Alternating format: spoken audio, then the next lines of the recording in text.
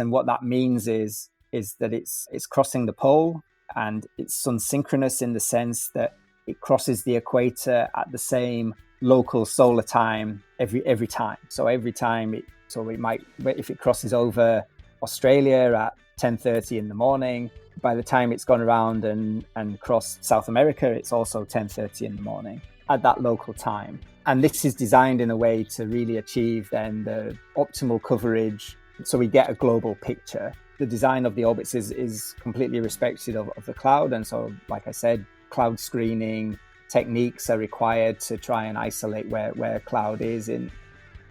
Welcome to another episode of the Mapscaping podcast. My name is Daniel, and this is a podcast for the geospatial community. Today on the podcast, we're talking about monitoring the Earth's atmosphere using satellites. And more specifically, we're talking about using satellites to monitor atmospheric pollutants. And because I myself am not an atmospheric scientist, I found one for you. I found someone who can help us understand this rather complex topic. So my guest today is Mark Parrington. Mark is a senior scientist at the Copernicus Atmospheric Monitoring Service. And today on the podcast, you'll discover that monitoring atmospheric pollutants using satellites is really, really hard. But of course, there's more to it than that. You'll also learn about the kinds of things Mark is looking for, the kinds of atmospheric pollutants which are important and worth monitoring. And of course, some of the outcomes of this monitoring activity. So in other words, what these data sets can be used for. Before we get started today, I want to point you towards an initiative between GeoAwesomeness and Up42. Together, these two organizations are creating something called the EO Hub, so the Earth Observation Hub. It's hosted on GeoAwesomeness. There'll be a link to it in the show notes of this episode, but if you search for GeoAwesomeness/EO Hub, you'll find it as well. And the Earth Observation Hub is a collection of resources focused on, you guessed it, Earth observation. So at the moment, you can filter these resources by data source, spatial resolution, data type, sector, technology, but this is constantly evolving and it'll be well worth stopping by to check it out. Again, GeoAwesomeness, Earth Observation Hub, there'll be a link to it in the show notes of this episode. Hi Mark, welcome to the podcast. You are a senior scientist at the Copernicus Atmospheric Monitoring Service. That is a long title. I'm sure there's a whole bunch of other things we could put around that title, but let's run with this for the time being. So I'm looking forward to talking with you today about monitoring the atmosphere, what you're monitoring in the atmosphere, and how you're doing that. But I think first, would you mind just introducing yourself to the audience, please? How did you get involved in this atmospheric monitoring service? Hi, Daniel. Yeah, that's right. As you said, my name is Mark Parrington, and I'm a senior scientist in what we more succinctly call CAMS. And this is an operational service run by the European Union and is hosted by the European Centre for Medium-Range Weather Forecasts. So I've been working in this position now for almost 10 years, and I come from a background of doing a physics degree at undergraduate and then atmospheric physics PhD, looking at satellite observations of the atmosphere and atmospheric composition, and then a few more years of scientific research applying satellite observations of the atmosphere with models to try and understand processes in terms of atmospheric composition, air pollution, and atmospheric chemistry. So back in my university days, I remember saying to the lecturer that was in charge of the Earth observation remote sensing courses that I was doing that I really want to try and measure atmospheric pollution. And he literally looked at me and rolled his eyes and said, choose something else. And I think it was because it was really, really difficult. Is this as difficult as what I might think it is? In some ways it is, yes. I think that it's not so straightforward as looking at, say, visible imagery, which is more akin to a photograph, and you get what you see or what the satellite sensor sees. To monitor or to observe atmospheric composition or molecules basically in the atmosphere, you need to be able to measure and understand and model the radiative transfer, so how the electromagnetic radiation at different wavelengths interacts with molecules. And that's what the satellite is measuring.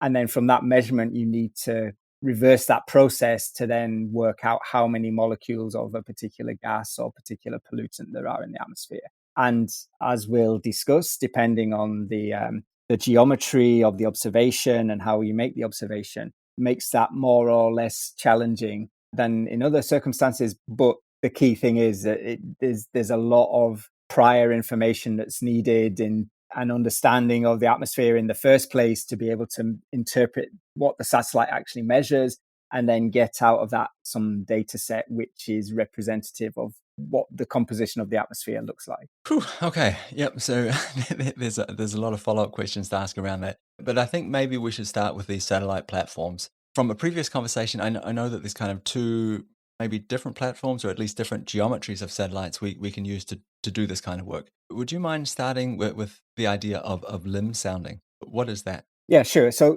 limb sounding is kind of the orthogonal view, if you like. So this is looking where nadir is viewing vertically downwards. The nadir is looking at kind of a 90-degree angle to that, and looking at the bit of the atmosphere that sticks up above the horizon, if you like. So you've got the surface of the Earth, this very thin layer of atmosphere, and a limb viewing geometry means that the sensor is pointing at the atmosphere in the limb, and then depending on the type of measurement, whether it's thermal emission at different wavelengths, and using the space in the background as like a calibration, as a cold calibration, the limb view can then extract additional information in terms of the vertical distribution of pollutants in the atmosphere. Okay, so a couple of questions here. Is this the same sensor that we're using when we think about looking like vertically down at the Earth as what we're using when we're looking across? So in some cases, the sensor for atmospheric composition particularly could be very similar. And the only thing that's changing is that the physics of the measurement is a little bit different just because of the way the sensor is being pointed. But essentially, they could be measuring the same kind of thing. So for example, in my background, in my PhD, I was looking at infrared wavelengths using limb sounders. And that infrared measurement is essentially the same, whether it's limb viewing or nadir viewing. The only difference being is that in the limb view, the atmosphere is warm relative to the space behind it, whereas in the nadir view, it's really just relying on the thermal infrared emission of molecules in the column of the atmosphere. This might be a really naive, silly question, but when you look at the limb, is the sensor stable, or is it moving up and down that column, sort of making different measurements depending on where it's looking in the column, or does it look in the entire column at once? So in the traditional satellites that were looking in the limb, they would scan up and down as the satellite was moving through its orbit. So there would be some means of trying to extract actual vertical measurements at different levels in the atmosphere. So this was thought of as like a tangent height, because it's essentially, if you draw a line from the sensor to the bit of the atmosphere you're looking at, and you can think of the atmosphere as a sphere, if you like. So at different levels,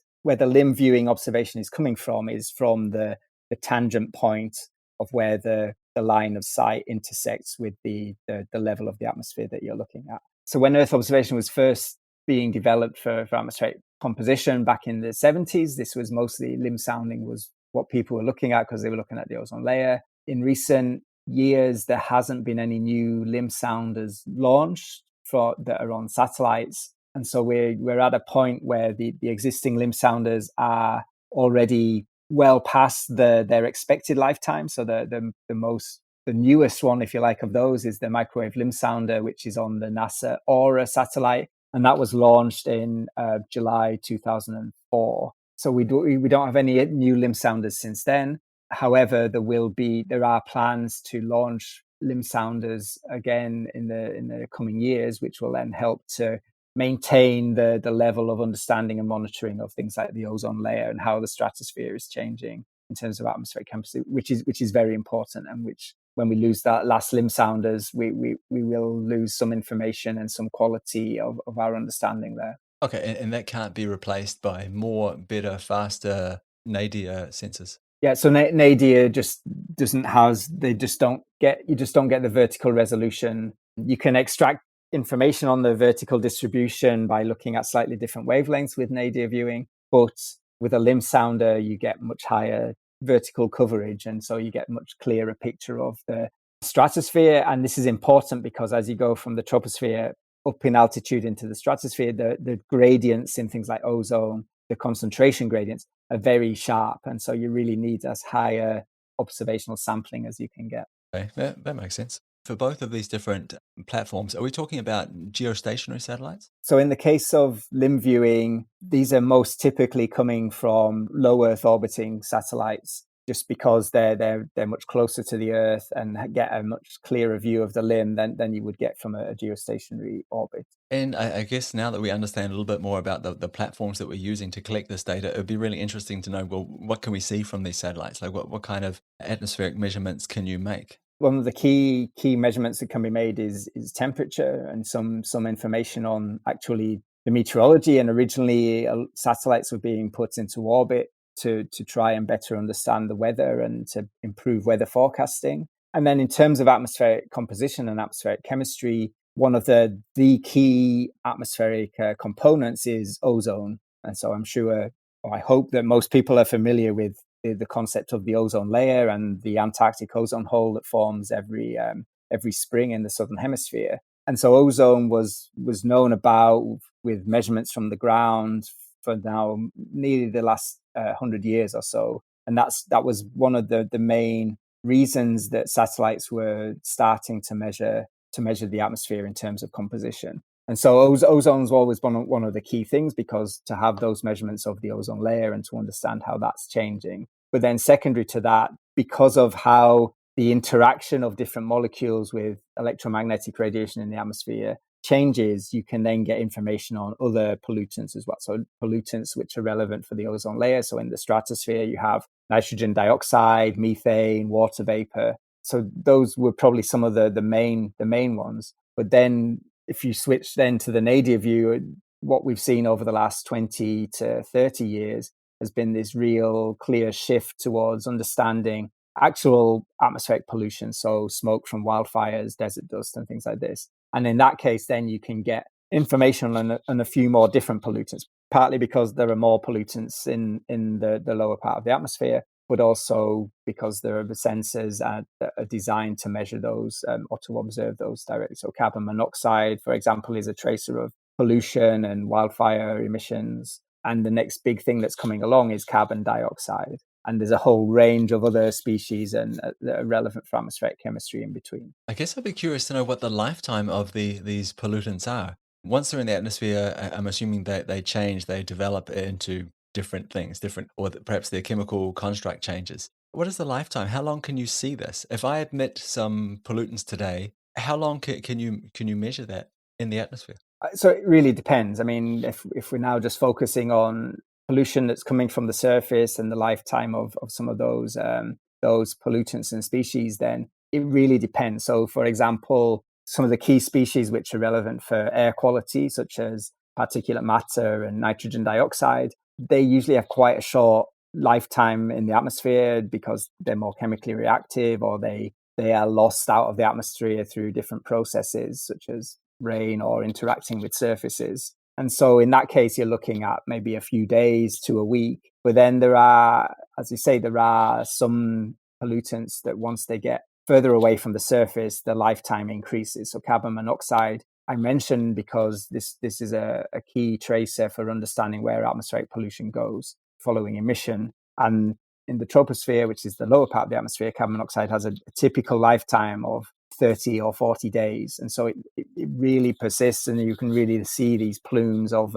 pollution going between continents and around the world in some cases. Yeah, that was actually exactly my next question, because I'm assuming you can see these plumes, as you describe them, of pollution. What detail could we expect from these kinds of measurements? Can we see individual cities, or is this on a country basis? What's the resolution of a plume of pollution that we might be able to see in your data? Okay, well, I mean, if we think about, first of all, those shorter-lived pollutants like nitrogen dioxide, because they have a relatively short lifetime, and so the highest signal is closer to those pollution sources, you can actually then start to pick out individual cities and individual places which are contributing the most emissions. So if we think roughly over the last 15 to 20 years or so, the spatial resolution, or the size of the field of view, if you like, of the sensor as it's looking at the surface, has really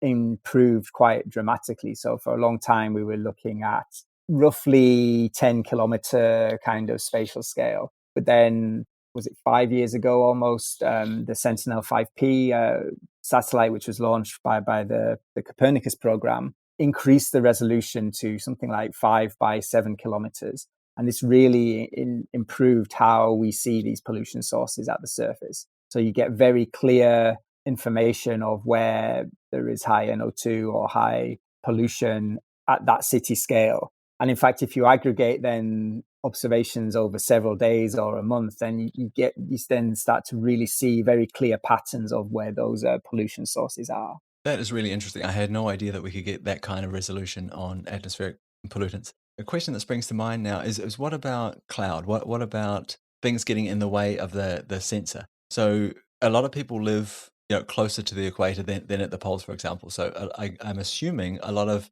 these sources of anthropogenic pollution are coming from areas that are maybe under cloud from time to time. How does this affect your analysis? Can the sensors that we're talking about today distinguish between cloud and the pollutants they're trying to sense, or can they not see through cloud at all?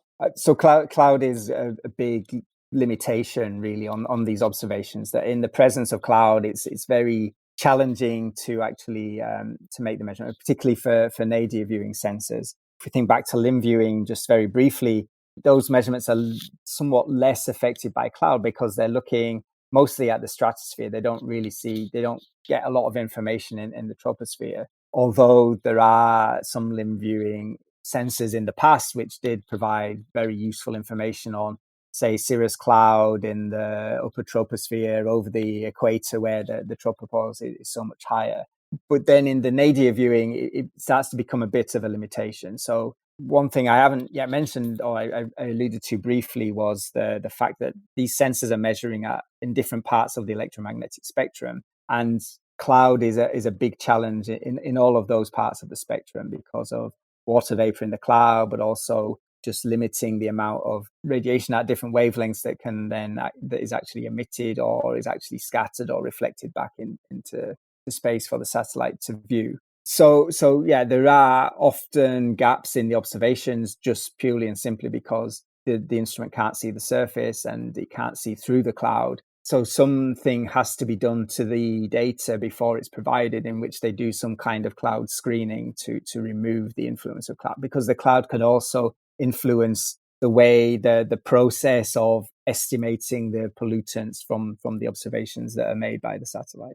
So, given some of these challenges around making observations, and cloud being one of them, I'm sure there's a lot of other ones. I'm assuming that the orbits of these platforms take that into consideration. There must be some sort of consideration for the orbits that says, okay, well, if we go on this orbit, we'll get the best possible, potentially global coverage of these observations.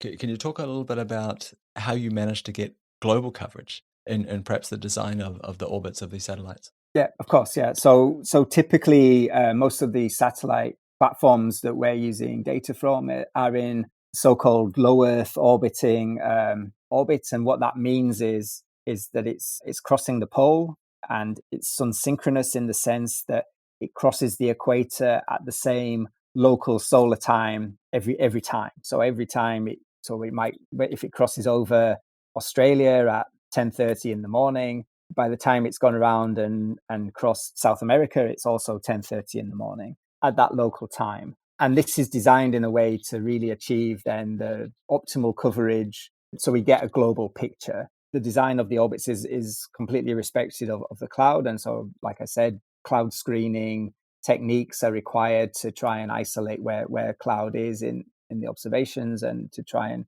have a clear sky view in most cases. But one of the limitations of the low Earth orbit is you're observing roughly the same time in the same location every day. So you're not seeing the full daily picture of what's going on, but you're getting then the full global coverage because the orbits repeat, and you get fairly full global coverage within a few days. Although with the Sentinel-5P satellite, actually it's full global coverage in more or less one day, just due to the width of the swath that's looking at the surface as the satellite's orbiting. Okay, so if I understand this correctly, cloud is a big problem. We do this cloud screening to try and remove the effects of that under the areas or in the observations that we're making. But also we have this other problem in terms of getting a global consistent coverage, and that problem might be time. You mentioned that you're making the observations at the same time at the same geographic area, every day. So for me, it seems like we're going to have these sort of gaps spatially in our observations and temporally as well. How do you go about filling in some of those gaps? Yeah, so this is right. There will be gaps between orbits, and there will be gaps in the other parts of the day where the satellite's not observing. So in the past, over the last 20 years or so, there's been a few different approaches to try and to fill in those gaps from an observation, from a satellite point of view. And so NASA had a concept called the A train, in which they flew several satellites along the same orbit path. So they all passed each geographical area at slightly different times, but all following each other. So they were all more or less measuring the same kind of area in a short period of time. Another approach would be to have like twin instruments or twin satellites, or one with a morning crossing time and one with an afternoon crossing time, to try and fill in those gaps. And that is in fact what is done with some satellites. So, for example, NASA has two what are now very, very old satellites called Terra and Aqua, which have now been flying since 1999. Terra was launched in December 1999, and that's in the morning overpass time, and the Aqua satellite is in an afternoon overpass time. And they have some instruments which are more or less the same instrument on each satellite, so they start to fill in some of these gaps. There are, of course, in situ platforms such as aircraft, balloons. They provide very detailed measurements, but usually they're quite limited geographically, and they're not flying all the time, and so you're not getting the full picture. But one of the new developments, or something that's already online or coming online very quickly, is the concept of making atmospheric composition and atmospheric pollution observations from geostationary satellites. Okay, and what will that mean? So geostationary satellites, that'll be a constant view of a certain geographic area, so maybe full coverage of that area all the time. Is that correct? Yeah, so geostationary means that it stays in the same location of the equator, and because the orbital period is the same as the rotation of the Earth, and it stays in the same place over the Earth's surface. And one of the challenges is that the orbit height is much more. It's 30 odd thousand kilometers compared to 700 or 800 kilometers of a low Earth orbiting satellite. And so the challenge has always been able to get the right degree of signal to noise to be able to extract information on atmospheric pollutants from sensors such a long way away. But there is already a satellite which was launched by South Korea a couple of years ago, which is focused on the part of East Asia, and could also cover parts of Australia, New Zealand, as well as the tropical region in between. And the next stages of that is to add in what you would consider as a constellation. So, like you say, geostationary is only one location, so it doesn't fill in the rest of the gaps around the world. But the Copernicus program will launch in the next year or so a geostationary platform for looking at the European, North African region. And NASA will also launch a mission also in the similar kind of time frame to look at North and Central and South America. So there will be, at least the main land masses will mostly be covered by a geostationary constellation. So I know that CAMS plays a role in filling in these gaps. I know that you have some sort of model somewhere that you run to help sort of fill in the gaps in the observations that we're talking about, to maybe overcome some of these challenges in terms of making observations. Could you talk to us a little bit about that? Of course, yeah. So in CAMS, what we're doing is taking these observations from satellites of atmospheric composition, and then we're combining, or well, the process we call is data assimilation, which means we combine those satellite observations with a numerical model of the global atmosphere. So basically, we're using what is a weather forecast model, which is the ECMWF model. Into that model, we include all the chemical processes and tendencies and sources and sinks that we know about. Some of them are observable, some of them are parameterized. And we then use the satellite observations to basically initialize forecasts of atmospheric pollution. So it's a global forecast similar to a weather forecast, but actually for atmospheric pollution. And we're using then all the available satellite observations we can get hold of, not just for atmospheric composition, but also for the weather. And this is one of the key successes of weather forecasting, is having global satellite observations to be able to give the optimal initial conditions to run a forecast from. So whether that's in terms of the weather or in terms of atmospheric pollution as well. And the advantage of doing this process means that any gaps in the observations due to cloud or orbital coverage, like we discussed, those can be filled in because the model will fill in the gaps between the observations, because it knows what has already been observed, but then also it has its own understanding of the atmospheric processes in terms of chemistry and transport and everything to sort of fill in those gaps. But also, because not all of the sensors that are making the measurements are equal, they're not all measuring in exactly the same thing in exactly the same way, we can also take that into account to put everything into this consistent framework. So we have a very clear understanding of the full distribution of atmospheric pollutants, with information coming from measurements that are made in the infrared or made in the ultraviolet. And they all have different sensitivities to the atmosphere and the location of the pollutants in the atmosphere. How do you ground truth the output of something like that? This is one of the key things that we do, is this ground truthing and validation of the assimilated product. So what actually comes out of the model. So we do this in a routine basis. Every 3 months, we produce reports which compare things like ozone, carbon monoxide, particulate matter, aerosols, nitrogen dioxide, sulfur dioxide, and even now greenhouse gases, where all of the available independent either measurements made at the ground or measurements made by aircraft or balloons or by other remote sensing instrumentation, which we don't assimilate in the model, to then really understand where the output from our models stands relative to an in situ view or a more direct view of atmospheric pollution. So it sounds like you've almost got like a sleigh that you have to uphold or live up to in terms of we deliver this product, this service, and here is our service level agreement that we do this every quarter. I think you said we test and validate and produce these reports. Is that correct? That's right, yeah. So each validation report covers the previous quarter, and it just really brings together all the possible observations and all the possible measurements which could verify and validate what our forecasts show, just to show that we can trust what our data that we produce is showing, and to show that it's useful and usable for monitoring the atmosphere and understanding these pollution episodes that could cover a wide range of things, from anthropogenic pollution to fires, forest fires, and also to dust storms. So it's an essential part of what we do, is verifying and validating what the products. And actually, in my day-to-day work, this is something I'm doing, is looking at what the actual forecast from today is showing around the world,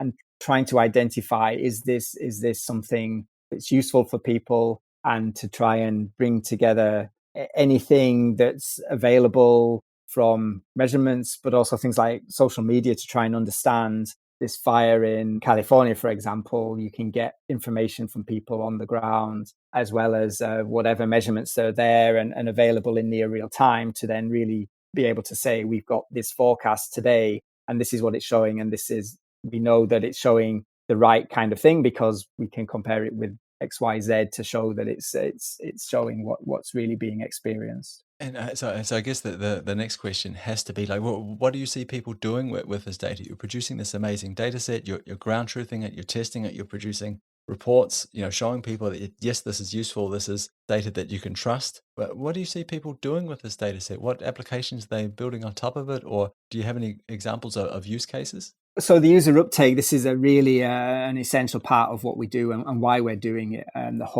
one of the main premises of the Copernicus program, which is a much bigger thing than just CAMS, where I work, is that it's providing satellite observations for various things, not just the atmosphere, also the land surface and the oceans and climate parameters in general. But then also these services, or CAMS is one of 6 services, which is providing then information on specific themes, so the atmosphere, land, ocean, climate change, but also for emergency management. And the crux of all of this is that the data is all completely open access and freely available. So this is a little bit of a tangent to what you're asking, but basically the point is that users are important, because we need to make sure that there is uptake of the data. And so all that validation, all of the stuff that I've talked about so far, this is really just to show then potential users that the data is there and that it's useful and it's usable. And we already have various users and downstream applications of the data, which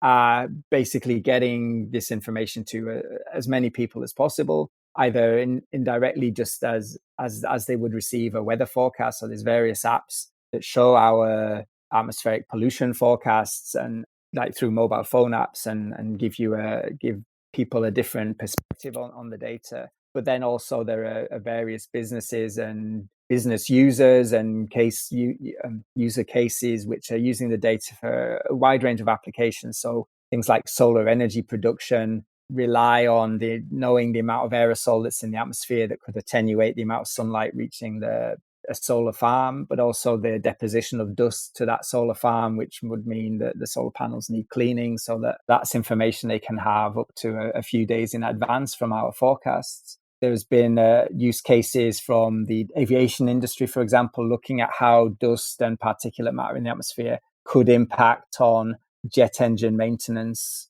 And then there's various other users who are looking at our fire emissions data, for example, to understand the impacts of fire on air pollution in different parts of the world. Is there a world where people could use this to monitor how much pollution a factory or an industry was emitting? And I'm thinking now about carbon credits as an example. So we're not at that stage currently. One of the key things of our data is in terms of the emissions from industrial processes and human activities. These are based on inventories which are compiled from reported data. So they're very accurate based on those reported data, but they're not near real time. So that we don't always know exactly based on that individual pollution sources. It's very difficult to understand because we're not observing them. We're basing it on information that we received from historically reported data. This is different in terms of things like wildfires and dust storms, where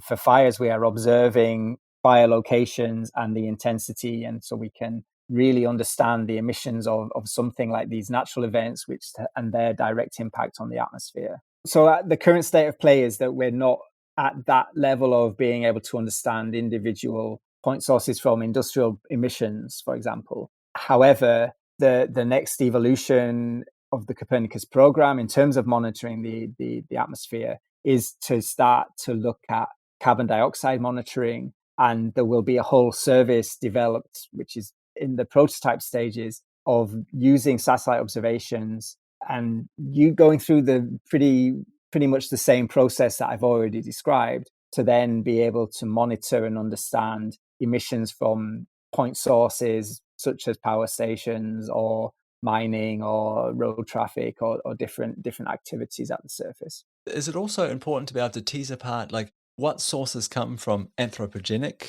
use cases or anthropogenic sources and what are naturally occurring or come from natural systems? Can you tease apart those two sources? I mean, currently it's a little bit of a challenge to do that. We know, so based on our operational way of working, it's not always that clear. You can usually see, so if there's a big fire or something, you see carbon monoxide plume, and then you can trace that back and understand where it came from, and that would be distinct from anthropogenic emissions from big cities or from large industrial regions. There are potentially things that we can do with the model. So because we're running a model, we could potentially play around with bits of it and add in or take out emissions to understand what that would mean in terms of changing the atmosphere. And that's not something we really do because that's more of a research question. So we're not yet at that stage, but I think we're moving towards having a more complete monitoring system where we can actually use the process of inverse modeling. So that's basically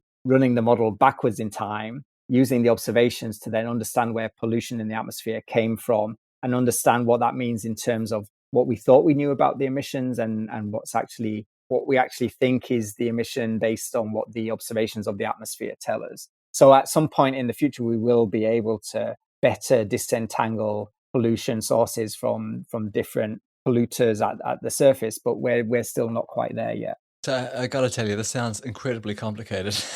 You've done this amazing job of sort of walking us through the processes. At the start, we talked about the different platforms, the different ways of sort of collecting this data, the observations, how we fill in the gaps and in the observations that we're making from the platforms. You talked about some of the use cases here as well. And again, it sounds incredibly complicated. If I had a magic wand, I could wave that wand and take away one problem, solve one problem for you today in terms of doing your work with this kind of data and creating the outputs that you're creating. What would that one problem be? What would be first on the list? Oh, that's a great question. I think, I mean, there's quite a lot of elements that are still quite challenging to these observations and using them and to providing the kind of data that we do. One of those may well be the spatial resolution. So the spatial resolution of some of the observations we're using is much better than others. And also in improving how we have a more complete picture of observations throughout the daily cycle around the world.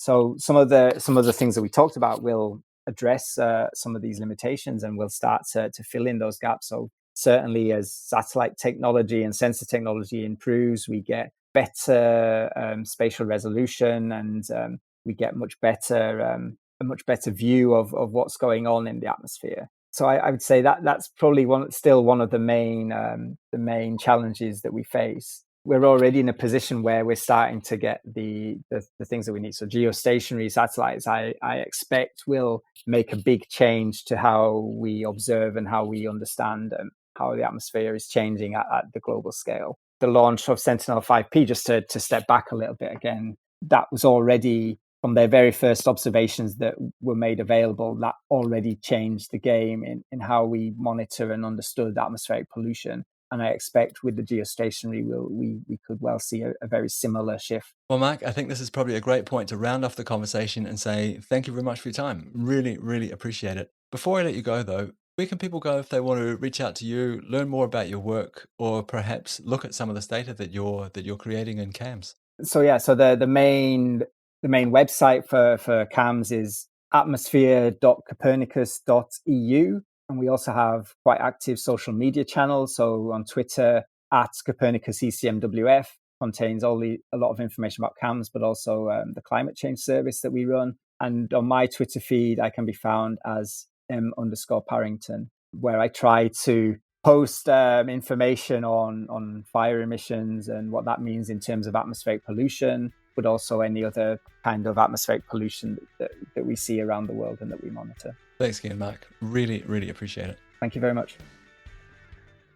So I really hope you enjoyed that episode with Mark. There will be a bunch of links in the show notes today. Firstly, of course, I'll link to the Earth Observation Hub hosted on Geo Awesomeness. This is a partnership between Geo Awesomeness and Up42, and the idea is to create a really valuable resource for people that are interested in Earth observation. So it's a constantly evolving thing, and it's worth checking out. There'll be a link to that in the show notes of this episode. During the interview itself, Mark mentioned a couple of interesting resources that I will link to. So if you want to know more about Mark's work, you'll find those in the show notes. I think it's also worth mentioning that there's a huge backlog of episodes now that focus on Earth observation. So it's worth trolling back through those and just seeing if anything catches your eye. A couple of episodes that are not directly related to atmospheric science, but you might find interesting, are the LandSat Program, how to keep your satellite pointing at Earth, and one of my favorite Earth observation episodes is called Fake Satellite Imagery. But you don't have to remember all this. I will put links to them in the show notes of this episode. Okay, that's it for me. Thank you so much for tuning in again this week. I really appreciate it. I'll be back again next week. I hope that you'll take the time to join me then. In the meantime, if you want to reach out to me for whatever reason, the best place to go is mapscaping.com. I work with a bunch of really talented freelancers that are creating detailed show notes about each and every podcast episode, and they're also helping me create articles that support each episode. So there's a bunch of interesting information there. It's growing all the time, and that if you want to reach out to me for whatever reason, that would be a great place to start. Okay, that's it from me. We'll see you again next week. Bye.